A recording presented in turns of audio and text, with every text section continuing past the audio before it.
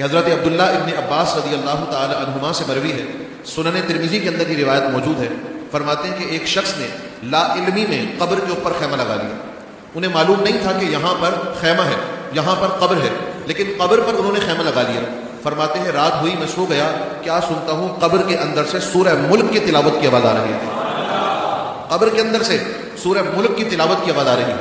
تو مرنے کے بعد بھی اگر کسی شخص کی قبر میں سے قرآن کی تلاوت کی آواز آئے تو یہ کرامت نہیں تو اور کیا ہے؟ یہ کرامت نہیں تو اور کیا ہے؟ تو سنن ترمذی شریف کے اندر یہ روایت موجود ہے، حضرت عبداللہ ابن عباس رضی اللہ تعالی عنہما سے مروی ہے، اور دیگر بھی کئی مفسرین کرام نے سورہ ملک کی تفسیر کے اندر اس روایت کو نقل فرمایا. جب صبح ہوئی تو وہ صحابی حضور کی بارگاہ میں گئے اور رات کا پورا واقعہ حضور کو عرض کر دیا کہ یا رسول اللہ صلی اللہ علیہ وسلم، کل رات ایسا واقعہ ہوا کہ قبر کے اندر سے سورہ ملک کی تلاوت کی آواز آ رہی تھی. تو حضور اکرم صلی اللہ علیہ وسلم نے منع نہیں فرمایا، یہ نہیں فرمایا کہ یہ تمہارا وہم ہوگا، بلکہ حضور نے فرمایا اے میرے غلام، یہ سورت المانعہ ہے، یہ سورت المنجیہ ہے، یہ سورت قبر کے عذاب سے نجات دلانے والی سورت مبارکہ ہے.